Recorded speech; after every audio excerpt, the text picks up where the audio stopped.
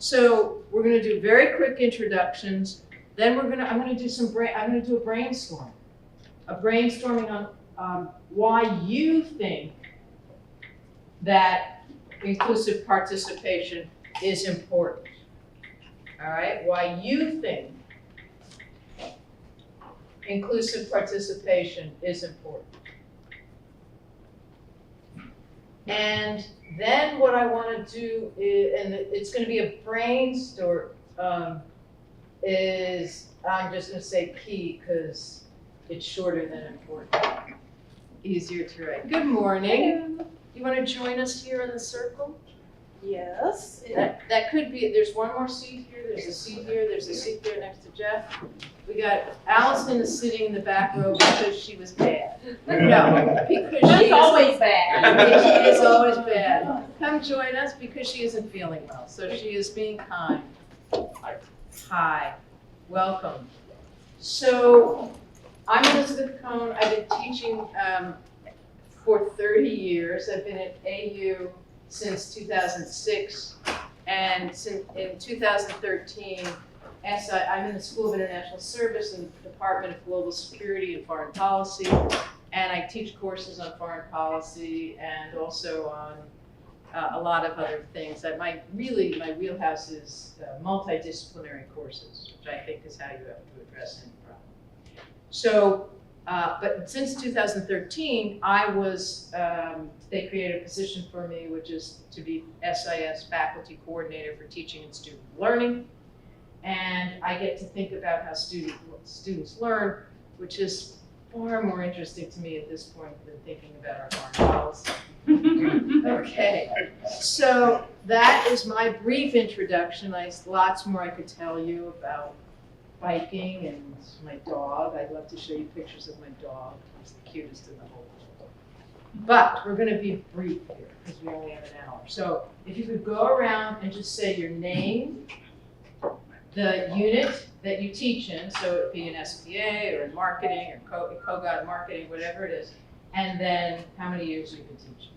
Sure. So hi, I'm Rachel Goodman-Williams. I am brand new faculty in the School of Public Affairs, JLC. I was teaching for 5 years at my previous university, but this is my first year teaching at AU. Welcome, Rachel. I'm Sarah Gilchrist. I'm faculty librarian. I work specifically with grad students in SIS and SBA, and I have been teaching at all levels since at least 2004. So I taught K through 12 for a while, then became a librarian, and I've been teaching at the college level since 2012. Thank you. Hey everyone, Matt Collinson. I'm in Justice Law and Criminology as well. I'm in SPA, I'm an adjunct, and I've been teaching for about 6 years. And it's McCallum? Matt Collinson. Mac Collins. Sorry, funny accent. No, it's my hearing. My name is Jeff Lane. I'm in the Department of Government. Been teaching here since 2016, so a long time. But I can attest we will learn something from that today, even for those of us who worked a long time. I'll pay you later, Jeff. Hi, I'm Sarah Souders. I am in the School of Public Affairs, Department of Public Administration and Policy. This is my first year as a primary instructor. Welcome. Hello, my name is Eli.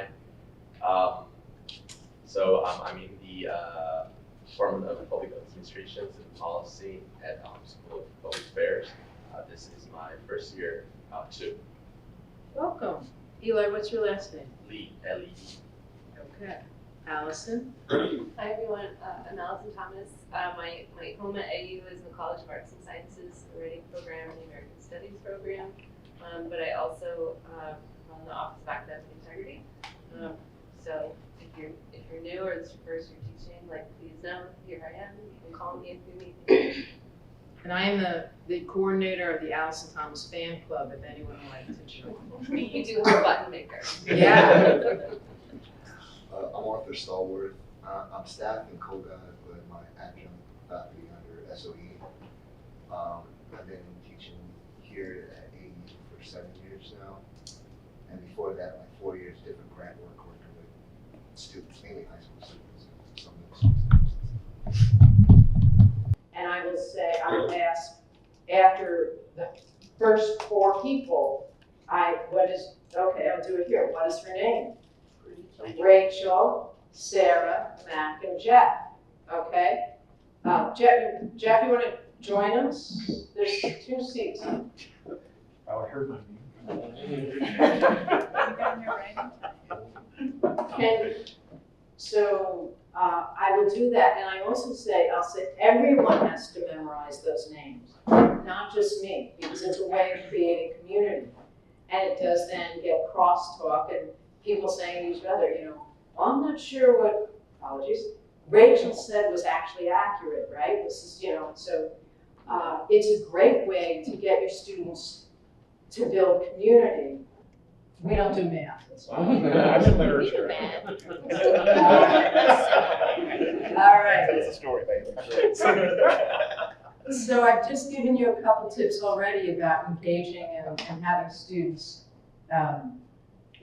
with class participation. So I'm going to ask you, as I said, which is, why do you think inclusive participation is important?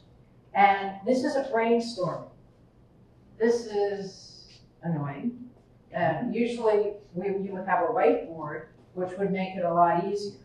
All right, so a brainstorming is a technique to get a lot of information out quickly so that it's not, if I had asked you to go around and say why you think it's important, how long do you think it would have taken, right? Everybody would have talked. So we're going to do this quickly to get a lot of information out. So a brainstorming, so you explain it to the students. It's just a way to get information out. You can say something that disagrees with the last person, but not engage in conversation about it. So, and take it in any answer in a different direction at any time. So, and it's just, I'm going to stand here and be the scribe. I'm going to write down whatever you say, even if I disagree with it. Because that's what brainstorming is. It's about getting the information out so that you can then work with it. And this is why we think it's important. Correct. I specifically said you. Who would like to start us off and then just keep going? Popcorn style. Just send it out. I'm the scribe. I mean, I think it's important because the more ways that you engage the student, the more places in the brain get engaged, and then the more the information is likely to be stored and recalled. Okay, for reaching different parts of the brain and for recall. And if I didn't get that correct, then just let me know.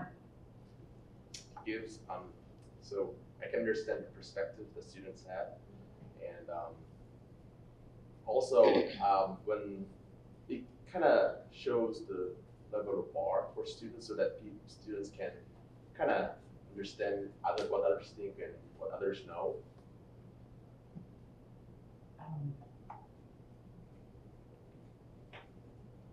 Keep going. Helps them develop groups that they can also engage with outside class. To have them engage in the first place so that they're not just passively receiving information. Related to that, democratizes knowledge production. I've also found that some of the best informed, best students are not comfortable participating. So finding ways to draw them out, to share their knowledge with the rest of the class. Allows diversity of thought, new ideas can come about. Because science is kind of subjective, and the first step would be to know each other and as a subject.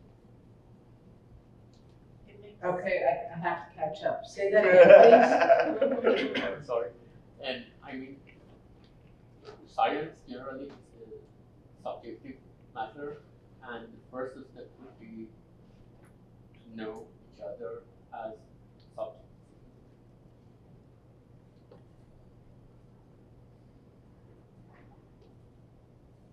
We also talk a lot about scholarship being a conversation and how they need to be part of that conversation.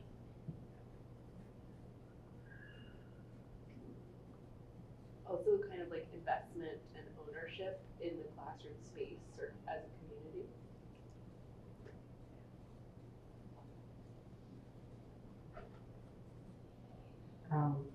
Okay. Burning desires. I lost it again. Who said it? Investment and ownership in the classroom community.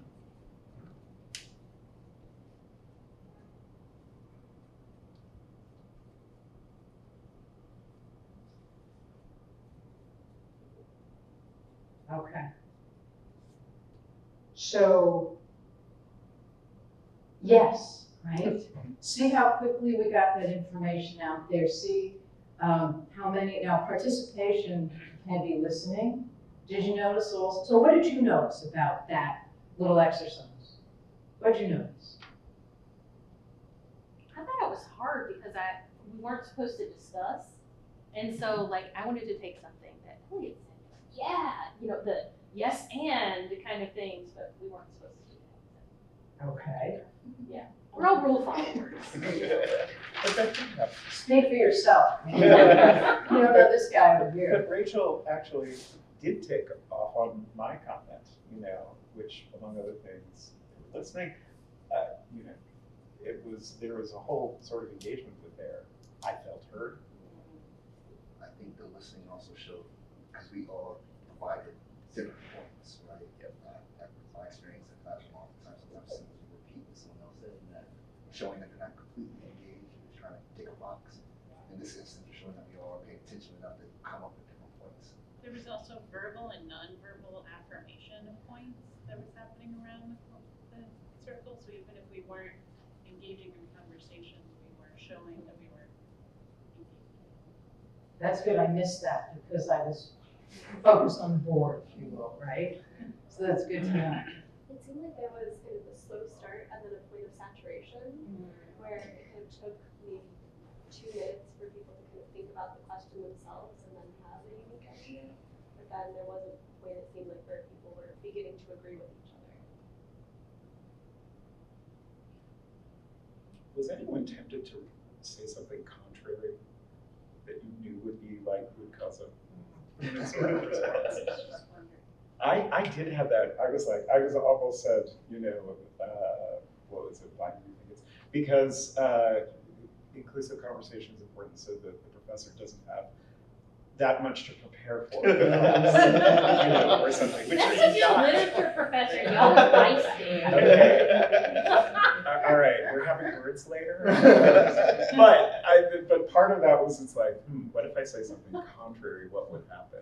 To this, and I didn't say it because I was trying to be. Yeah. I think our students do that. So, Yeah. so thank you for saying that. So the challenge is students might think it's so the professor doesn't have to prepare. So That was say something contrary. right? I mean, that's what you just said. And so so it's really important when you do a brainstorming is it doesn't just sit there. That it's what do you then do with it, right? And the benefits of doing, so it's a question then of what you do with it, which is, and there's the primary benefit, which is to deal with the content, and the secondary benefit, which is what you identified here, which is that it draws people in, people get ownership for their learning, and they pay more attention. You do know that lecturing is the least effective way for student learning, right? We all do it. It's just a habit that we can't seem to break. But more and more, I will just, what are the reasons why the U.S. intervened in Vietnam? And in less than 10 minutes, I'll get 15 reasons from the readings on the board. And then I break them up into groups and say, you can't remember 15 things, but you can remember 4 or 5. So I want you to group those 15 reasons into 4 or 5 concepts. So what am I doing? I'm using that class time to teach them how to organize, conceptualize, theorize, and work together in a group. So then they put them all in the small groups. This is a 75-minute class. What they then do is I walk around the classroom. I try to lead them. I even give a little hint. The textbook has these same categories, right? But they haven't studied it all yet. I'll say, go see what Scott and Sadi had to say, right? And so it gives them these concepts. Then I put it all they work on it individually in small groups for 25, 30 minutes. And then I send, in the middle of class, I send out one link to a Google Doc via Canvas. Each group puts their answers up on the board, up on the Google Doc, and then they just read. No report back. They read and ask questions of each group, and then we vote. Who has the best conceptualization? That's a 75-minute class. Think about how deadly that class would have been if I just lectured on the 15 reasons why the U.S. went to Vietnam. Instead, they're going to remember it, they're going to learn how to, and I'm teaching them how to think. So that is, and again, it's how I use the brainstorming. Okay. So. Let's see, is it post-it, does it come off and could you stick it on the wall? Oh yeah, maybe that's a good idea. I love the whiteboard. I love the whiteboard. Sorry, I use it because, that's a great idea, because it focuses students.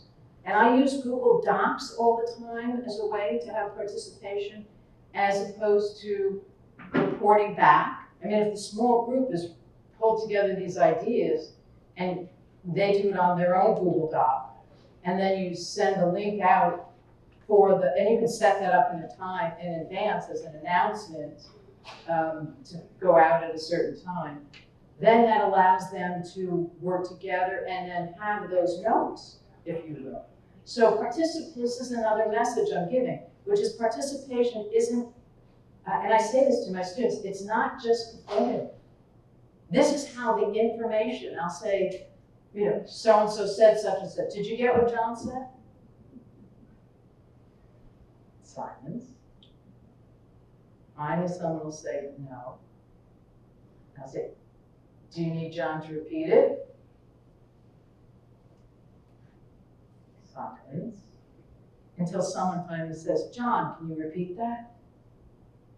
Because it's about if it's about participation, it should be real, not performative. It should be that the content that you are wanting the students to gain or learn is through that engagement. And so I tell them, it's really trippy for me to stand there and I say there's 3 main points, and you all pick up your pens or you take out your computers and you start writing down everything that I just said. That's trippy, but that's not learning. And so so it's about getting that information from each other, which also means, I'll stick with John, if John said something that's not quite right, I need to correct that. So and our students feel very vulnerable. And so I'll say, and that's one way of looking at it, but what would the authors, Johnson say, what would Johnson say about that? Or or what's another way of looking at it? And I'll say, if someone says it, and I'll say, I think that nails it a little bit better. Or, John, I'm so glad you said that, because now a lot of people have that misunderstanding. So that really helps to clarify. So there are ways to be affirmative, even when students say the wrong thing. And I try to model that. I'll say, wait, that's a great question. I have no idea. I hadn't thought about it like that. Let's think about it. So there are ways in which, in class discussion, that you can draw people in and create a supportive climate without it being too safe, if you will. All right, so, please. Do you generally advise your student to read and study in advance the subject you are going to give a lecture? So thank you for that question, because the next thing I was going to ask you to do is to look at my handout.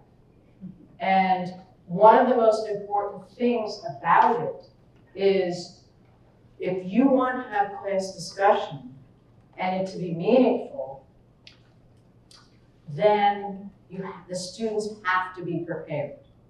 And you have to model that for them. So I provide, and so I can go, does everybody have my handout? You do not? All right, so give me your email. I'm going to email it to you right now. MITTENTS.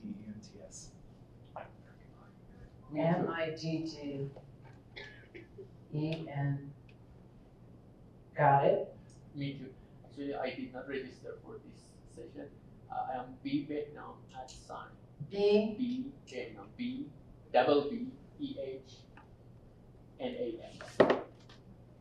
Okay.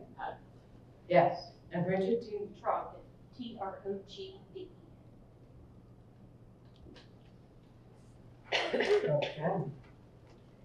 Okay. So if you would go on your, it's also on the site for this session. All right. Have you worked at all with universal design for learning? Yes. Yeah. I showed it really, we did a cohort at one of my. So tell us about, well, hold that thought. Sorry. No, you're not sorry. But if someone says something that you just, right, the thing about participation and inclusive participation, think about how many people have spoken, is it's messy. It can take you off. So use the parking lot. The parking lot is you take an idea and you park it there. So that is, I'm going to put that up on the board and get back to you, okay? All right. So everyone would just take a moment and look at my handout. And I also do this, which is rather than lecturing at students, I will give them a handout. I put more and more on what I call a prep memo, things I used to lecture on. Or if there's a piece of it, and that they have to read in advance. But if there's something I absolutely really need them to make sure that they, well, if it's something new that I come up with at the last minute, shocking, I will give them class time and turn on music. And it's 5 minutes, very well spent. And silence is really fabulous, or music in a classroom. So, and when you give some students something to read, you have to give them a task. Make them active reader. Why are they reading it? So that's the discussion question. So Yeah, what kind of music do you use and how do you? I let the students pick it often, but sometimes I'll just, you're better off just letting that pick it. Lo-fi on YouTube. That's where you just put in lo-fi, and it's just some music without lyrics. Lo-fi? Yeah. Lo-fi on YouTube? Lo-fi on YouTube, there you go. Lo-fi too. Anyhow. We're diverging. Yeah, it's not that important. I think it depends on like I will sometimes if I bring in music, like theme it to the class. Yes. Yeah. Like Yes. so, I teach a lot of international film and fiction, so you know it's like music from that, which is another point or something. Right. So it can, yeah. So the question I'm asking you is, which of these activities have you tried? Which ones do you want to try? And what activities do you have questions about? There are so many. So, wait. Oh, we're thinking, sorry. We're thinking. So I'm going to give you like 4 minutes to do this, to read it. And then we will take some votes or have some comments. So that means it's not so overwhelming. Exactly, so that you have time to digest it.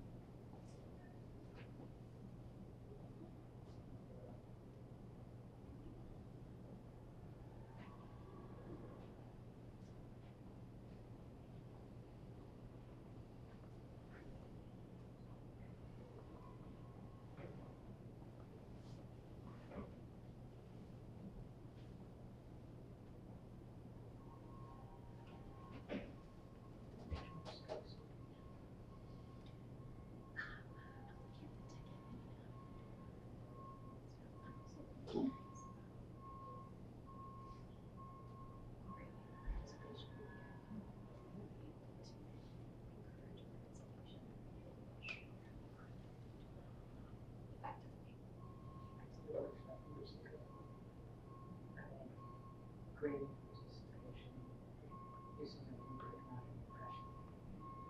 House training, participation is just an impression.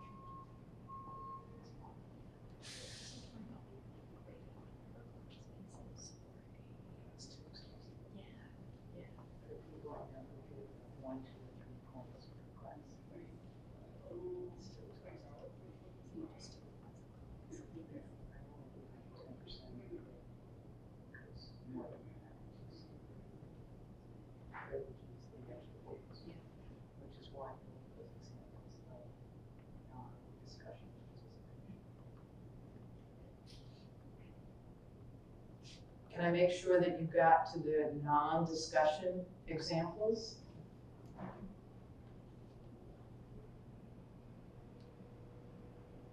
need the alternative to classes. Yes.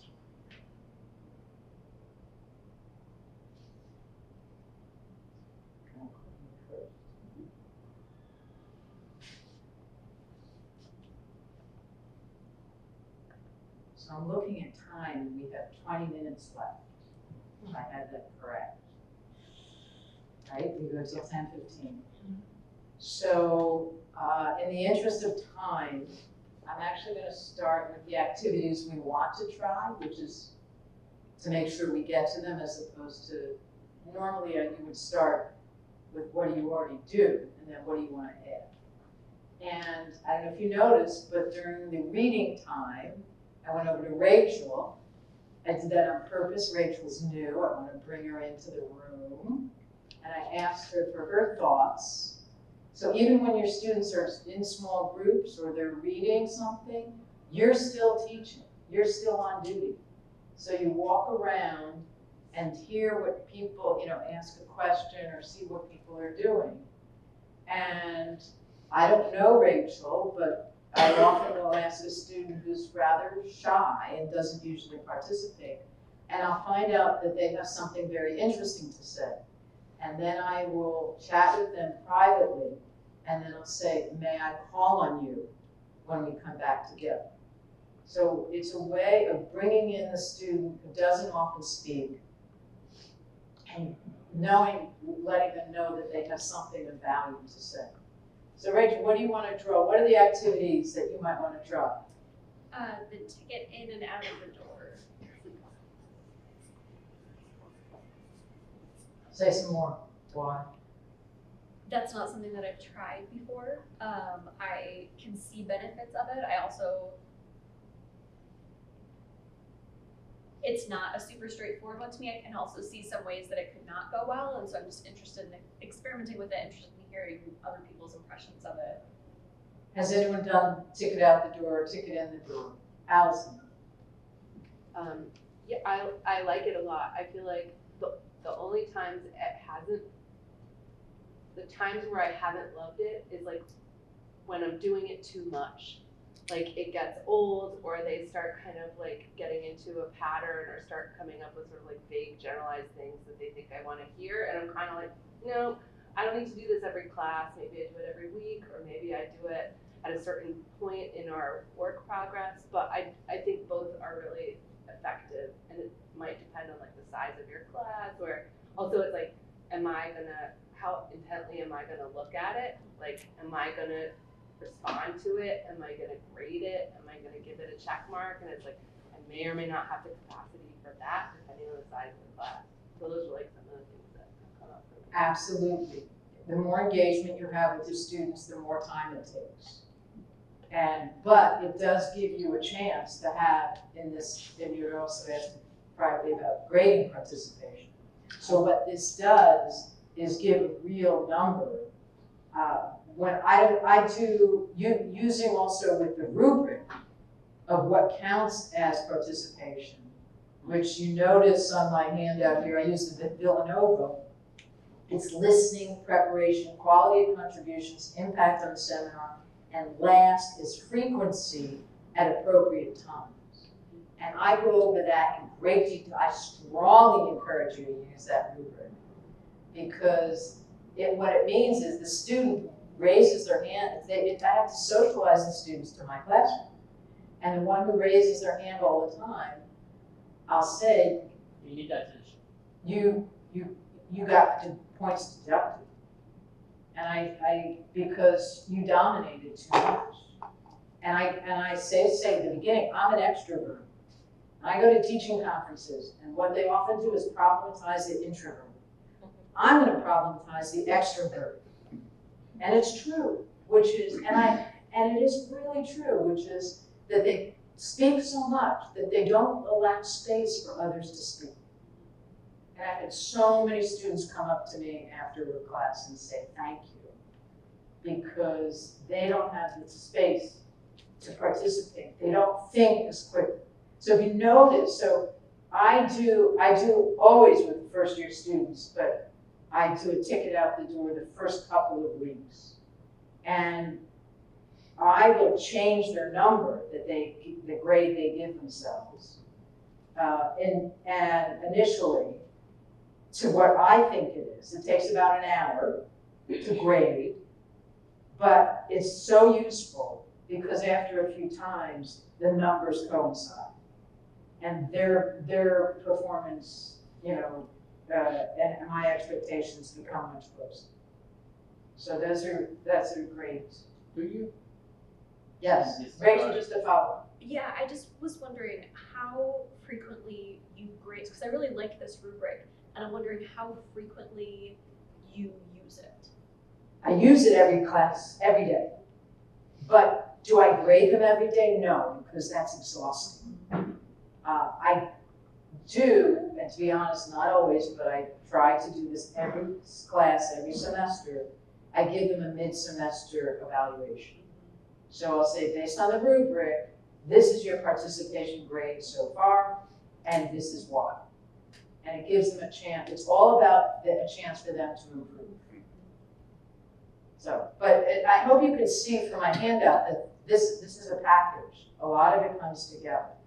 But do you generally recommend TID as a mandatory job for the students? if you're going to do a ticket in the door or a ticket out the door, then everybody needs to do it. So in that sense, it's mandatory. Yeah, I can understand the logic for TOD, but not TID. It depends. If the logic doesn't make sense to you, if it's not consistent with your learning outcomes, then don't do it. Yeah. So a ticket in the door depends on what it looks like. Yeah. Well, and I would think about this too, because I'm thinking about what Allison does, and then, if you're in micro, like if I'm teaching a first year seminar course that's more about ideas, I'm more likely to have a writing to learn activity before they come into class, that's what I usually call it. But like if I'm teaching a STEM class, I'm often going to ask for a ticket out the door because I want to know where they're still confused and what I need to deal with the next time. So it kind of goes in with your goals of the class. Absolutely. And I tell you, I did a ticket out the door and 7 of the 19 students said they still were confused on something. That was an humbling experience, but a really important learning exercise for me that I thought I nailed it, and I needed to then review that concept again. So it's very good for the communication, and especially the student, to get that kind of immediate feedback.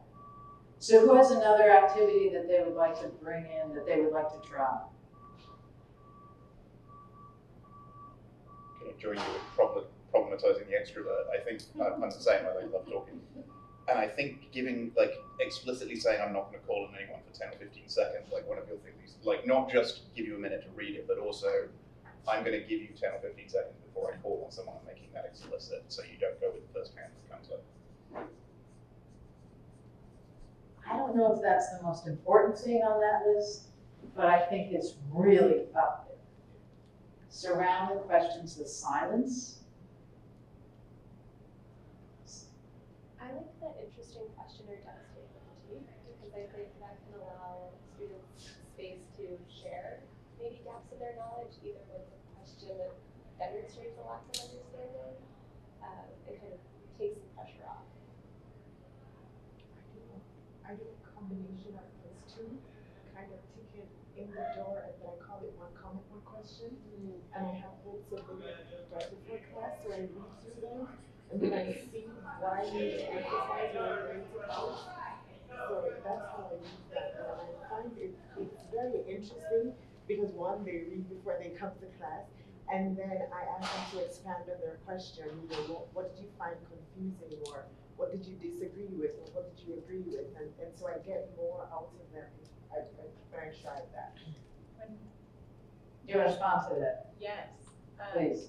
So I used to teach a semester-long class on information literacy, but now I go to visit other people. And so I'm a stranger in that person's classroom, and I found that instead of me just starting out and lecturing at the beginning, what I do is I pose a question and I have them talk in a small group or with their neighbor about it. And that really helps break the ice and they get comfortable having that conversation. But it also shows I ask them for feedback, what they know and don't know. So then I can approach them with a better understanding since I don't know who they are. I absolutely, it's amazing how much time can be better spent in the classroom if you start with the questions. Yeah. And there's a fact, it's hard. It means you really gotta know your stuff, or be willing to say, I don't know, I'll get back to you. And that can also be humbling. And at this point, I got the gray hair and I can do that. But this idea of one comment, one question is fantastic because they're coming in. What it means is you're asking them to do the reading. You're asking them to be participants in the learning process. And that is this, and everybody can participate because everybody can have a question. And it shows inquiry, not mastery, is where we start with our students. And that is setting our students up to engage because that's what we want. I know a professor that was from a national teaching conference, and he just started. He asked the students to put their questions up on the board. And that's how he spent class time. Yeah. And he would often do an in-class writing assignment. And he would often pick one of those questions as the in-class writing assignment. And that gets to having the students be prepared for class. And that's why it says on my handout, ask a question, watch the hands go up, and then say, based on the readings. It's one of my favorites. I had to excuse half the class once because with the expectations that was set for the class, you're supposed to know this material, so we're gonna start with the question right away. I said, please be honest with me. And they were honest at least. So I said, all right, y'all, we need to do something else because we can't do what we're trying to do based off of that. I have gray hair now since I'm but yeah, I mean, an idea that I'm thinking about, which isn't explicitly listed, but what we did was the brainstorming, the way that you utilize the brainstorming. Like, I've done it in different ways, right? Whether it's questions that were already prepared going into class, or that was part of the reading material, or maybe the students write questions before class or something like that. But to be able to do it in the moment allows me to know if they're actually doing the reading, you know, instead of just looking at one page, write down and then going, as well as making it more active for them to be part of creating what's going to be part of the discussion in the moment. So I think that's something I'm going to try to incorporate with that. Brainstorming is underutilized, and it comes out of the business world. So it's a technique to get a lot of information out that you can then work with. I will say this about having this. I mean, I think I'll speak for all of us, you know, wondered, did the students do the reading, right? So I learned this at a teaching conference, which was, if you ask a question and there's silence, ask them why that question is so hard. And I told that in a teaching workshop to some PhD students who were teaching first-year students. And this TA came up to me and says, I did that. And it was amazing. The students were like, well, why is the author making this assumption? What does this term mean? I didn't mean that. And he said, I didn't have to use my lecture notes the entire class. I thought they hadn't done the reading. It was just that they didn't understand it, or they were saying, well, the author's saying this, but last class we learned that. And it was not this, so we can never make the assumption that they didn't do the reading. So if we do that, I think that gets into an adversarial relationship. Yeah, Allison. I think one thing I've noticed over the years about AU students in particular, I guess, is they always think that everyone else knows more than they know.